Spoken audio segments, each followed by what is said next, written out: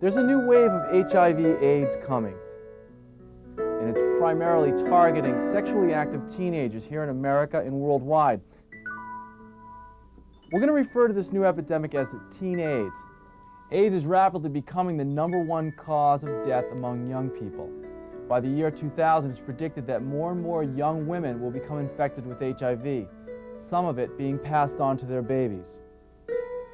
We're almost 18 years into this pandemic now, but there's still no cure for HIV/AIDS, not even a vaccine. Medical advances are predicted, but the future remains bleak for many teens who have HIV and don't know it. Tragically, neither do their unsuspecting partners. HIV is making its way into the teen population. It's just that we don't see AIDS, because even though kids are getting infected as teenagers, the symptoms of AIDS don't show up until many years later. Do they have any type of HIV/AIDS education now at the high school you go to? For 9th grade health, they talk about it. Last year, I got some education on it, but this year they don't really have anything. What do you think about HIV/AIDS as a threat to teenagers? I think that everyone in my school is pretty educated. The only thing I can think of that hasn't been done is that I've never actually talked to people who are HIV positive, and I think that hearing their stories about it would be really influential. Like having them come into the classroom? Yeah. Do you think that would have an impact on? Yeah, I do, because I think that a lot of people just listen to the sermons that they give with half an ear. I mean, partly because we've heard it all before and it's not very real to us. I think that people are realizing that, like, that it can affect anyone, but they just automatically assume that if people are gay, that they probably have AIDS. I mean, I think they think it affects gay people more, but everyone is realizing now that it can affect anyone. Do you have friends then who always, if they're going to be sexually active, use protection or not? No, I don't. I mean, I do have friends who have unprotected sex. So then they don't take it completely seriously? They don't take it completely seriously, but they know in their mind that it's a reality, but they don't connect it to their own lives. What about the message of abstinence? Does that mean anything to kids nowadays, or they just sort of laugh it off? I know very few kids who want to abstain, you know. It's kind of difficult. By the time teens finish high school, a majority of girls and boys report they've had sex. Many say that they've had 3 or more steady partners. Listen to what one college student says. Well, I've had sex with, I can name 3 of my girlfriends that probably over 60 times each person without a condom. 60? Yeah. But I usually pull out, so it's like... Are you ever afraid of, like, getting an STD? Yes. Very, actually. But, yeah, you have sex, like... When it's with girlfriends, I'm not as worried, you know, because I know about their past and everything. You ever worried about AIDS? Yes, that's a big scare, actually. It's just, honestly, until, like, I had to say, and had to start doing the math, like, if she's had 3 other partners, I don't know, like, especially my opinion of her ex-boyfriends, like... Yeah, right. I don't want to have to count on that. I know as of November, I don't have AIDS. There is one truth about AIDS that we must tell teens. If you choose to have sex or inject drugs, you are at risk. Does that mean you will get HIV the first time? Perhaps. It's a chance you take. Let's listen to Catherine, a woman who discovered she was infected when she was only 19 years old. She got it from her fiancé. Because I didn't insist on protecting my own body, I've gotten myself into this situation. You know, I am positive for that reason. But ultimately, I have to take responsibility. And that's not easy to live with day after day. The schools that are not providing that education are doing their kids a huge disservice, because my school did not do that for me, and I am now positive that by not presenting all of the information, I went out into the world ill-prepared. And I'm angry about that.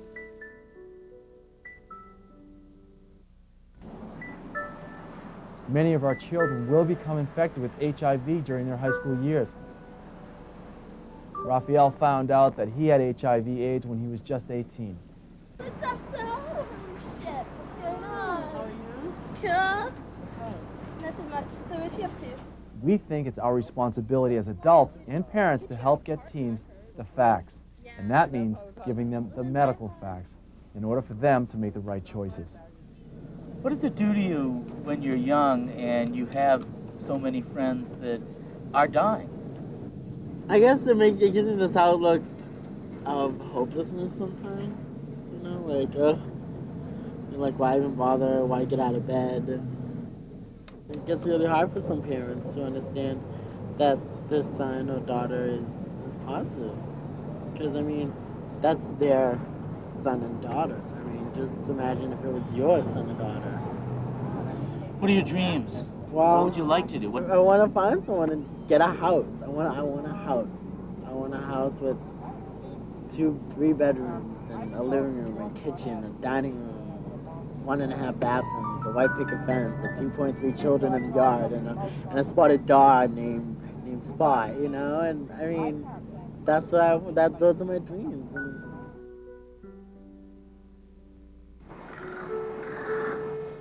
What are you doing, Mom?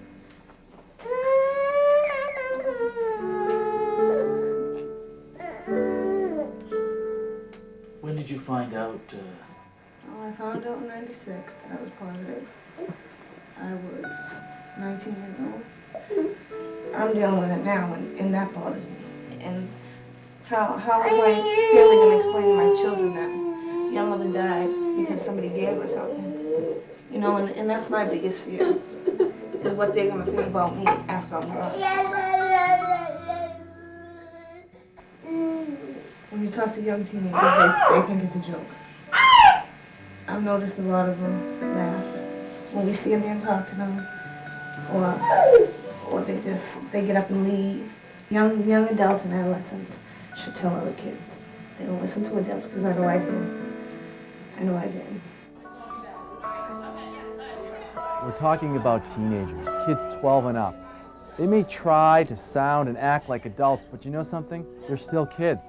They don't really understand the consequences of unprotected sex until they're educated. Because a lot of teenagers think that they're invincible and that they can't be HIV positive, or that no one in their life would ever be HIV positive, so that it wouldn't affect them. So we have 2 speakers here to talk to you, Raphael and Corinne.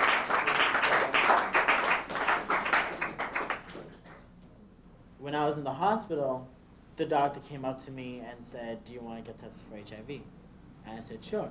He took my blood, and you know how like they say before you die, everything flashes before your face? As soon as he walked out of that room, every single person that I've ever had sex with, every single drug, every single drink, flashed right before my eyes. Flashed right before my eyes. And I started crying. Something inside you tells you, or at least it told me. And I guess that's what I was mostly crying about, is that, you know, it was happening. It was happening, and I could not stop it. I couldn't stop it at all. I'm 20, and that to me says, what the hell, do I only have 1 year left? Do I have 1 year left to go? Can you give me a jacket? America's youngest peer AIDS teacher is Corinne. She began talking to her elementary school friends once she learned her mother had AIDS. Within a year, she was speaking to school assemblies, even college classes. My mother has HIV, and a lot of people take that as a surprise because they think that I have it just because my mother has it. Well, I don't have it. I found out when I was 9. When people look at me, I don't look 13. They say, "Wow, you're 13?"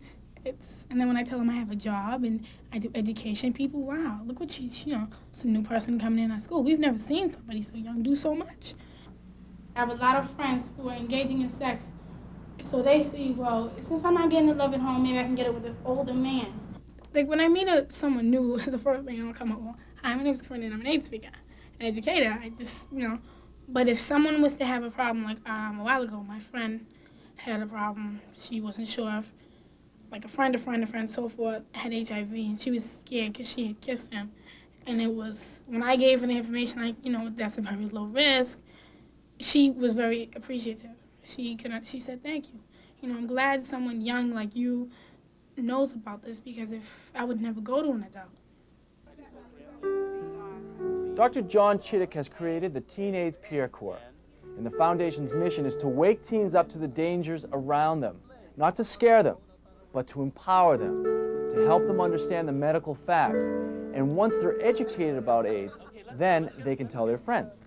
And that's how the news will spread. He chose a particularly tough high school. He believed that if he could empower even these hard-to-reach kids who were more worried about guns and drugs than they were about AIDS, then it would show that teens anywhere would take peer teaching seriously. I could tell you not to do drugs, but I can't tell you not to have sex. I mean, if you're gonna have sex, that's your business. That's true. You can't tell nobody not to have sex, but you can give them advice. You can just give them advice. You can't tell them. How would you give them advice? I would try to talk to him. I'd be like, hey, well, I wouldn't be like, I heard you're having sex, because I think that's sort of rude. TeenAIDS is a human tragedy. Unless we move now to recognize the threat and help teens carry the message to their peers. That's my brother. 3 kids tried to jump him, and he was fighting with them. And they tried to drag him to the hallway, and they stabbed him. That's my friend Cassius Love. He got shot down in Copeland, out in by McDonald's. He got shot. He got killed. My cousin, she died of AIDS. Her husband gave it to her. I guess her husband had gave it to a lot of other females and stuff. A lot of other people had died and stuff from it. But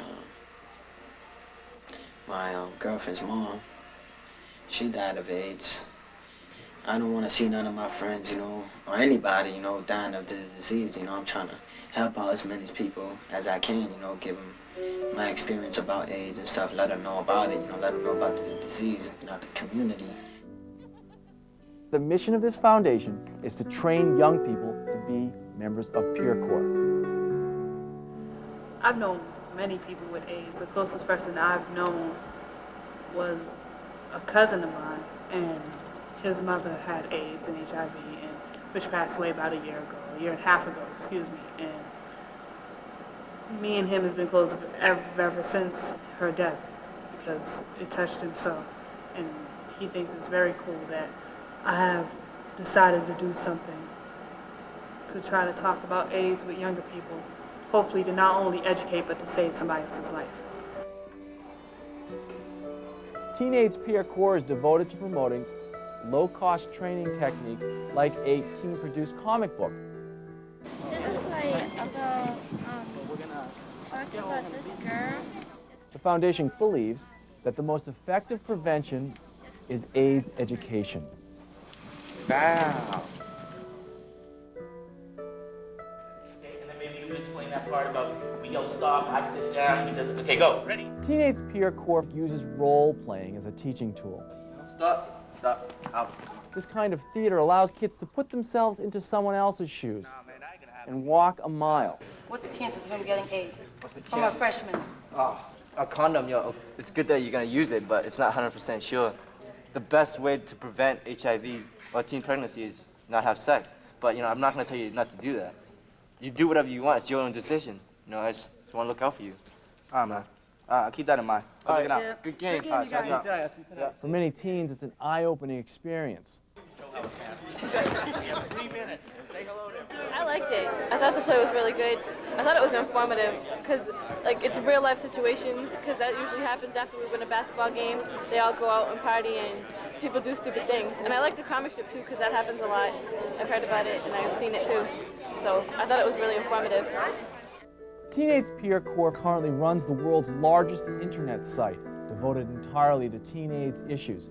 Teens everywhere call up the site to get personal advice from Dr. John. There are also real-life videos of teens living with HIV. The thing that got me interested the most was when I found out that I was HIV positive. That really shocked me into the mainstream. I think it's great. You can get all the information you need, but at the same time it's anonymous. And you're talking to your peers, you're talking to people your age, which is just a lot more comfortable than having to talk to a grown-up. I had a friend worried about HIV. For 1 year, he just lived in total fear. Had he known about the site, he could have come and just asked Dr. John. You can talk with anyone in the world with the TeenAIDS site. Dr. Chittick works all over the world, wherever there is a need to pass the word about TeenAIDS. Very careful. That AIDS is going to start to grow in Manila, and many people will die if they're not careful. So if your mother, grandmother, you have children, tell them now to be careful. If the mother has AIDS, the baby sometimes has AIDS. So very sad, very sad.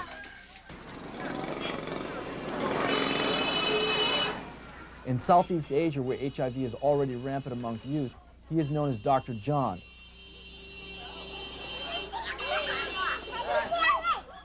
Sida kom lump. So be careful. Here, lump, lump. But it comes. Sida come. Teens have got to understand that ultimately they are responsible for their actions. And once they have the facts, many, but not all, will choose to be abstinent or at least safe. In Vietnam, he has trained young workers and students to spread the AIDS prevention message. Sunday. Right, right. Yeah. What a nice surprise. What a nice sight to see you. Wago. Yes, I remember, I remember. Come on, how are you? Fine, and are you good? What advice do you have for them? Yeah. What advice? I have an idea. If the interview, give the reason, give the advice for another person. Dr. Chittick tells us that TeenAIDS teachers are the most effective messengers because kids are influenced by their peers. See, the way that Dr. John taught us, he teaching, friend taught to friend, and we made a line.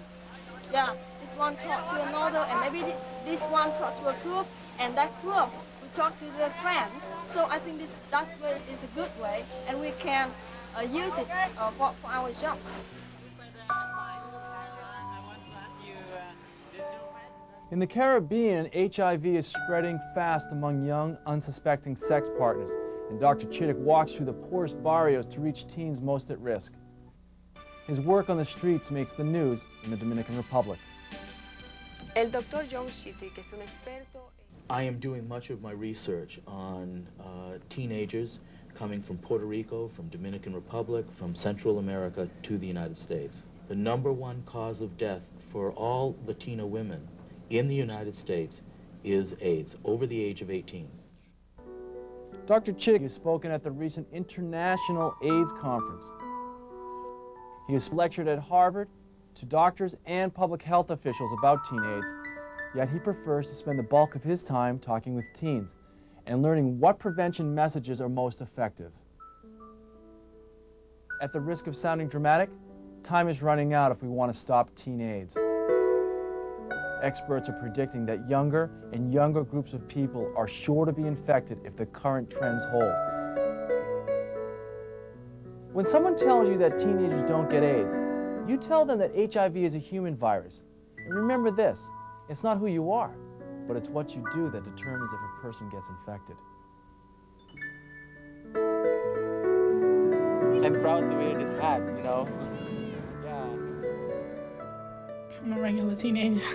I do my hair, I do all that stuff, you know, boy crazy, all of it. I'm a regular teenager, yes.